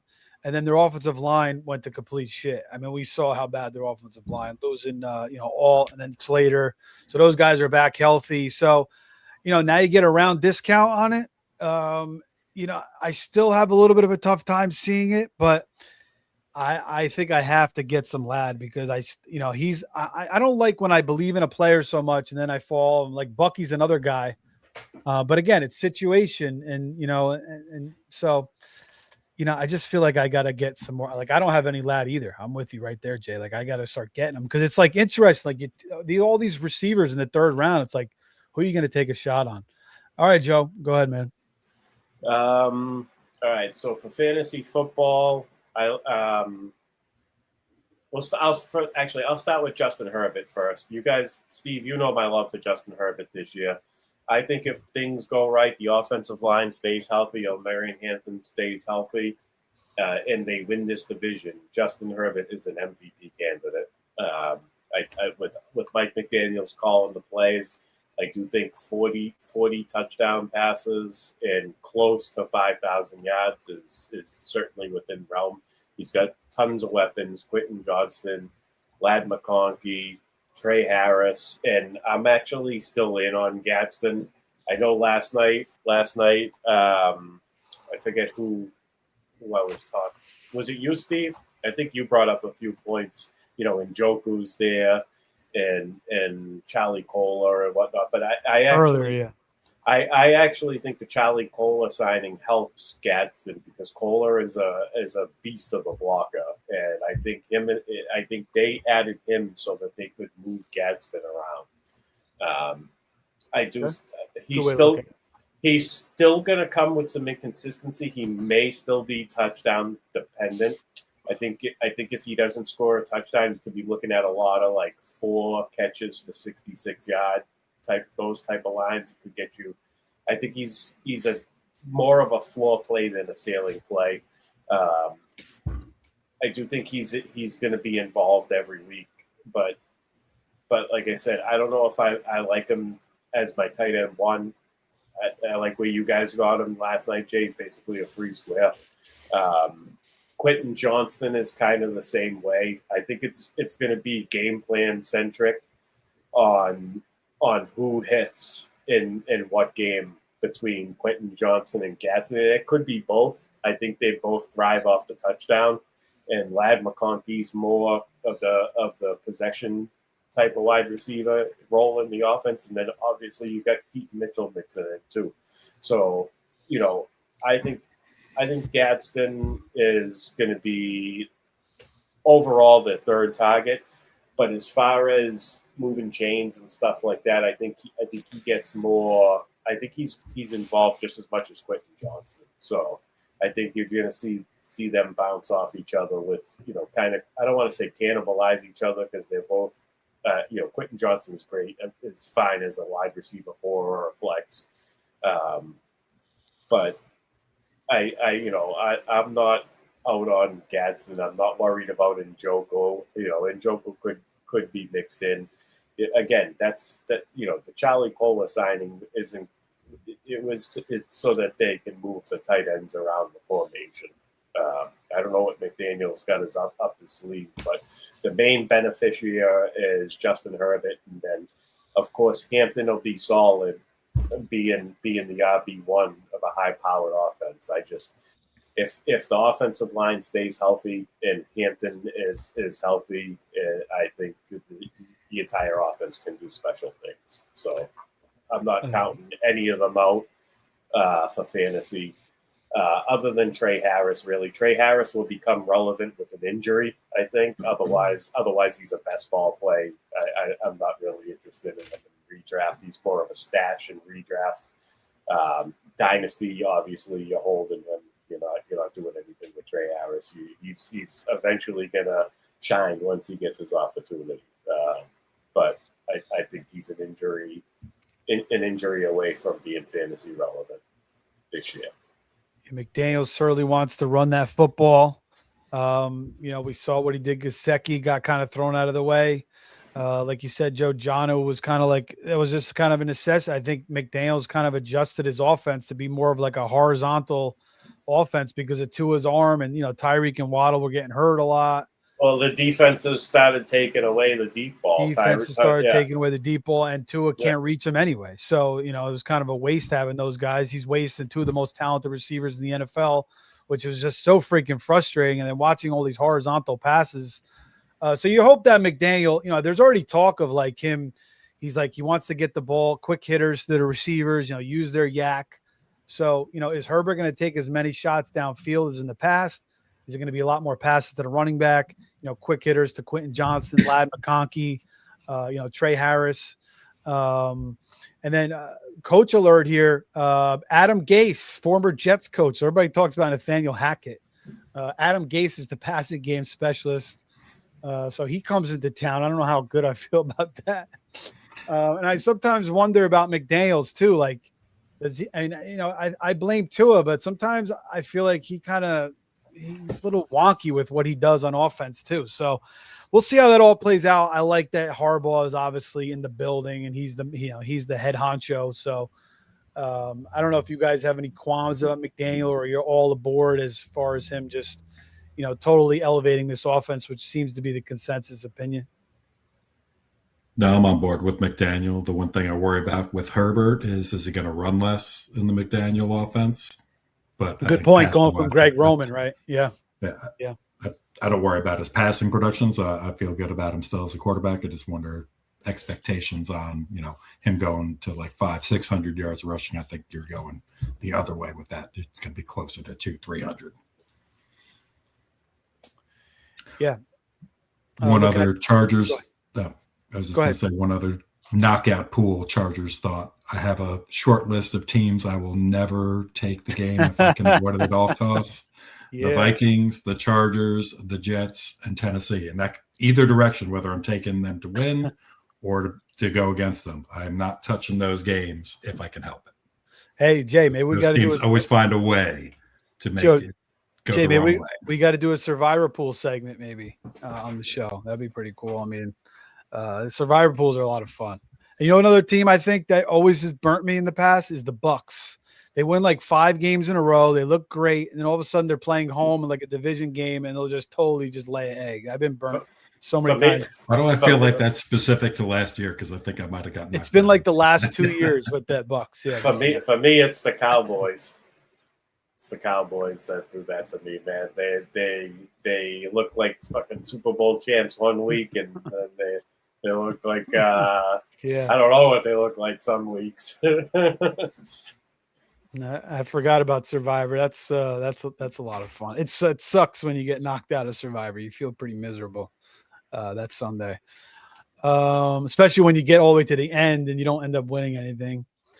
I like the Chargers shootout schedule. They get the 49ers at home. I think this could be a shootout. They get a revenge game at Miami. I think you could see McDaniel run the score up there, possibly especially if Miami is down in the dumps. I really do think he pours it on in that game. It's in Miami. So, and then you get week 17 against the Kansas City Chiefs. Could have big division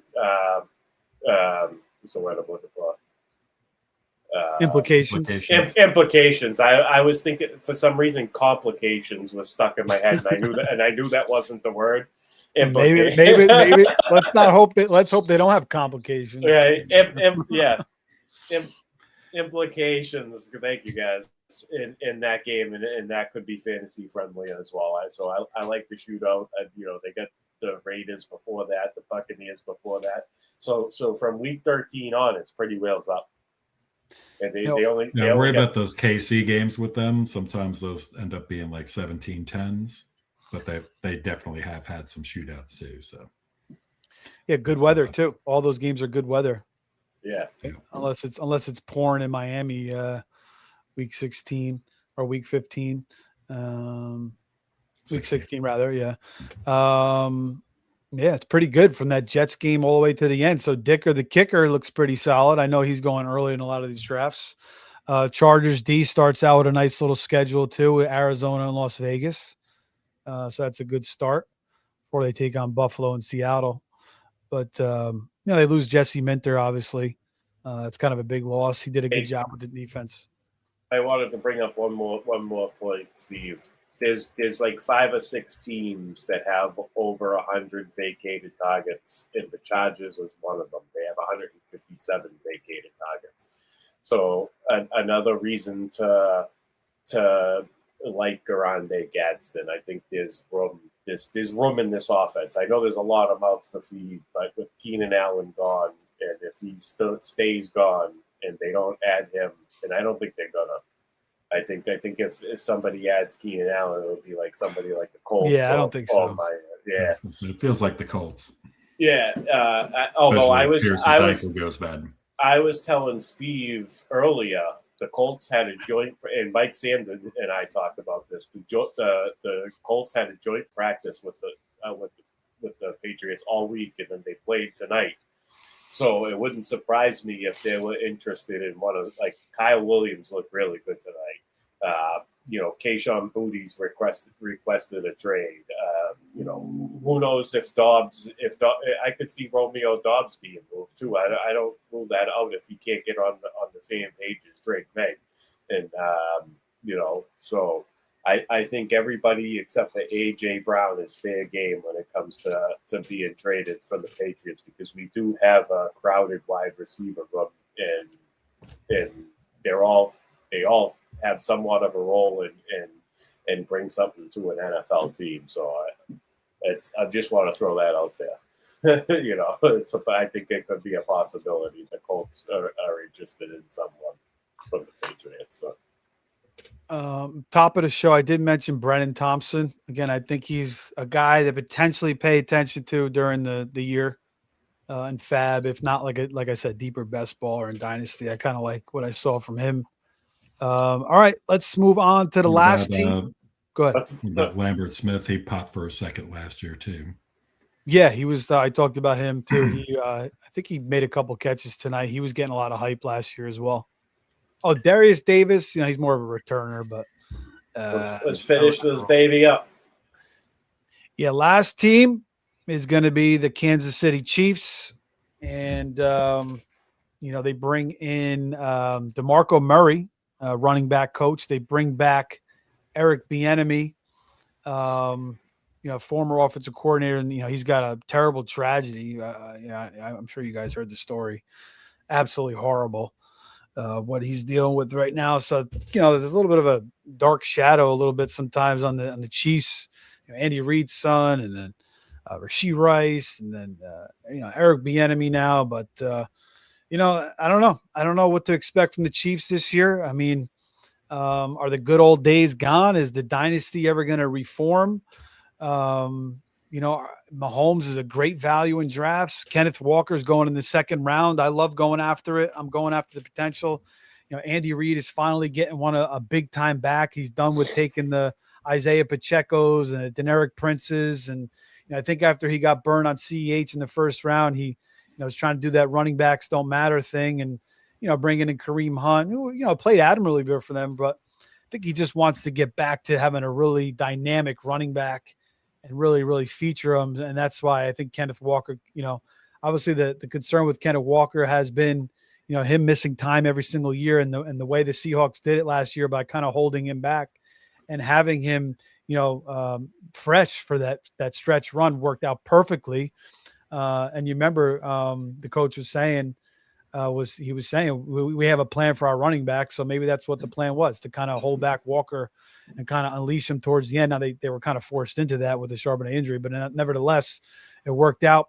Rashee Rice, he's got to work himself back up, coming off a couple of knee surgeries, been out, he's been in jail, so he's got, I think over time he'll work back up. The rest of the receiving room, I don't really think is a threat. I like Jalen Royals, but I don't think he's going to be able to take that Rice role. Cyrus Allen's getting a lot of hype, but I don't think he's taking the Rice role. So, Rice is a guy I haven't been drafting, but I'm going to reconsider it because, he's just got such a nice little role. He runs, 10,000 curl routes in that offense, but he's also good at finding soft zones, moving with Mahomes and getting open. And they use him a lot on a lot of screens. They use him on those jet sweeps around the goal line. So he's heavily featured in the offense. Worthy, I just don't know. I don't really trust Mahomes deep ball. I don't know. Worthy can't stay healthy. He's got a shoulder injury every other freaking Tuesday. Tyquan Thornton, I was talking to Joe, with our receivers in that room, we might be starting with Tyquan Thornton by week 6. I'm not in on Kelsey. Maybe I should be, but he's a great value. I just never was a big Kelsey guy. And at this point, I'm not going to chase it. All right, Joe, I'll let you go first. Then you could dip off if you want, but go ahead. So I think Kenneth Walker is a smash, and the reason I say that is because there's a lot of volume missing in this offense from last year. 167 targets, 288 carries. We know Kenneth Walker can do both roles. He can pass catch. He can run. What we don't know is if he can hold up, if he gets all that. But to think, I think Travis Kelce has to be a value here.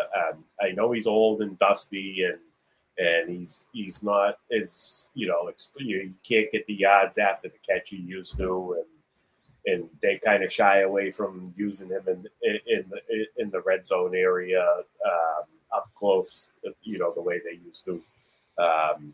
the guy still had over 90 receptions last year, and there's no reason to think that he can't get at least 70 this year. So if he goes over 70 catches this year, I think he pays off where he's going. I mean, people are taking him as a tight end too. That's how late he's going in drafts. So I gotta say he's a value. Xavier Worthy, I have some shots on him. I have some shares. Again, is he going to stay healthy? He's like paper mache. I mean, he's a gadget guy, and for that reason, he's a gadget guy. But we saw the way he finished his rookie season. He was a real good flex, and then he steamed up to the 5th round. I want to say at one point during draft season last year, he's going right round 5, round 6. So I think there's room for him as well. Again, you got to stay healthy. Rashee Rice is probably gonna go nuts as long as he's not in trouble. I think he's worth a 3rd round pick all day.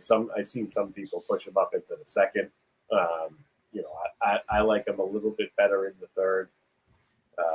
But either way, he probably pays off at that price. If they suspend him, I mean, if he gets in trouble again, then obviously it could be a problem. But he stays out of trouble.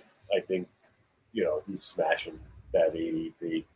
And Patrick Mahomes, I've never really been a fan of him for fantasy, other than his first couple of years. And once they turned into a strong defensive team, and they tried to run the ball and play, the Andy Reid clock management thing, and they relied on their defense more. Patrick Mahomes turned into a bit more of a game manager than a air it out type of quarterback. His deep throws have fallen off, but Tyquan Thornton provides a little bit of sleeper value. Steve, I know you joked this morning that we're going to be starting him by week 6 with the team that we put together, with the wide receiver room we have. But hey, I wouldn't even mind it.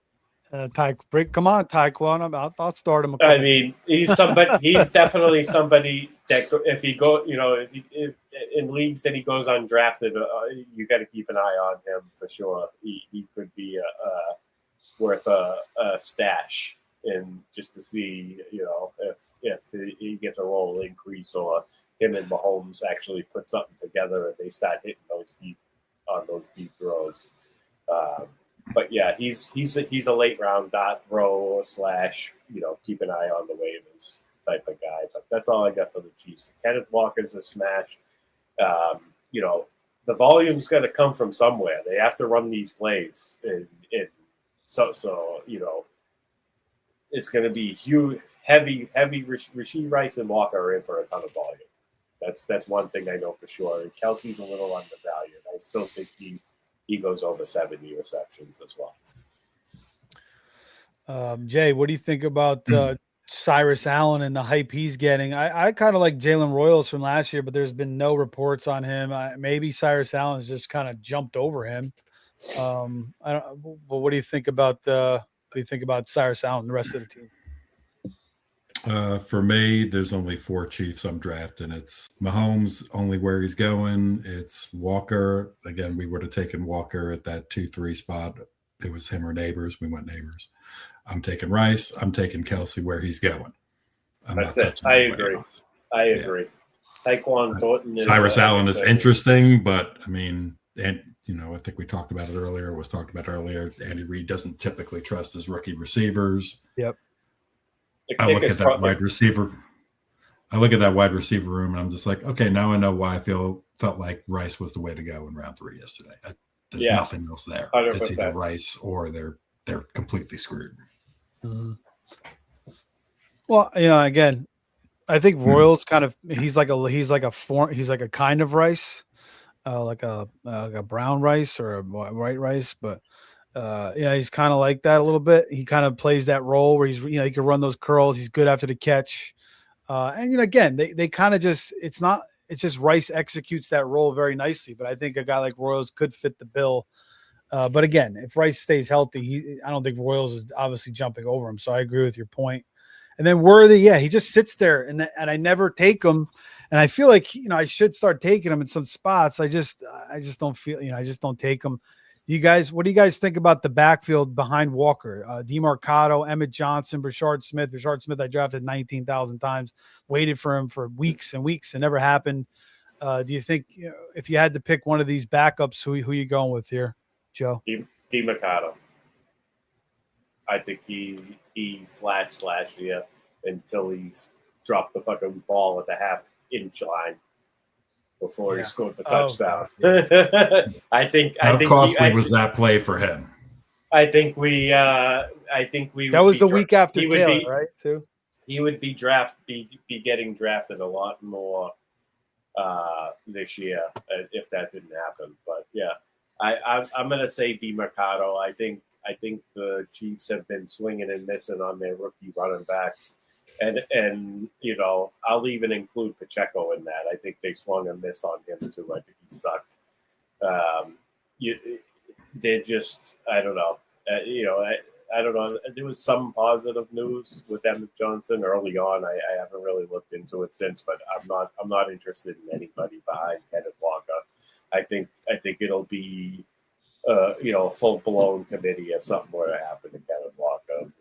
They would be looking to make trade. I actually was gonna mention, I'll galaxy brain this, but I think it's not out of the realm that they could make a trade, a splash trade for a wide receiver at some point between now and in the trade deadline.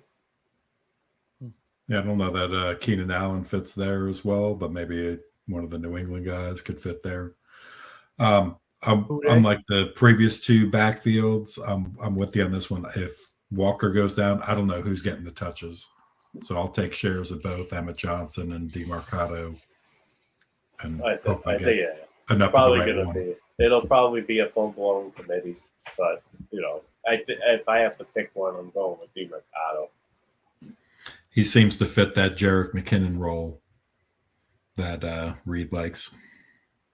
Yeah, I thought that was going to be Brashard Smith last year. So I don't know. There hasn't been any reports on many of these guys. I know Reed was talking about DeMarcado. He says he doesn't mess around. He gets north and south, which I don't know. Maybe I get kind of worried. Was he taking a shot at Kenneth Walker there? This is like Zach Charbonnet all over again. Freaking, I hope not. All of a sudden we're seeing DeMarcado getting goal line carries. I'll be freaking out if that ever happens. Scott Colby, I like the comment, man. I haven't been on Mahomes for about 5 or 6 years. People have been wasting their fantasy draft picks on him. Yeah, I mean, he's definitely calmed down as a fantasy quarterback the past couple of years. And again, he's coming back from a major injury. So, I mean, he said it himself. I'm going to be dumping down to my boy Kenny Walker and just let him take over. So yeah, I think that the backups in that backfield is something to pay attention to. Go ahead. I was just gonna say I'm not trying to take Mahomes as a starter. I'll take him as a backup though. Right. Agreed. Schedule here in the playoffs, fantasy playoffs is New England, San Fran, and Chargers. So, not great there. But at least 2 of the games are home. And then they play in LA. All right. Well, I think that's it. Is anything else on the Chiefs, or we'll wrap it up with the odds real quick, and then we'll get out of here? Per usual. Good on the Chiefs. All right. So here's the odds for the division. Chiefs are the favorites. Plus 165. There you go. They're anticipating that splash trade. Yeah, this is updated August 10th. So Chargers plus 185. We'll go with DraftKings. Plus 160 for the Chiefs, plus 190 for the Chargers, plus 225 for the Broncos, and plus 2,000 for the Raiders. Jay, if you had to pick a team to win this division, who are you going with? I'm going Broncos. All right, so Jay's taking. I think they have the most talent. I like their defense better. And the Chargers are going to find a way to blow it in the end. And I don't think the Chiefs have enough. I mean, we just talked about their offense. I don't think they have enough weapons to beat the other two. Charge is going to charge per usual. Yeah. Okay. All right, Joe, who do you like? You know who I like? I like the Chargers to win this division this year. I think they finally get over the hump. Of course, I mean, it's easy to laugh, Jay, when they lost. Their entire team was decimated last year. Come on. I'm laughing because we're disagreeing again. I feel like we've been disagreeing the whole time. That's okay. That makes great content. It is. It makes great content. So, Hold what on. do we get? We get the Shwami up there. Go Chargers, go!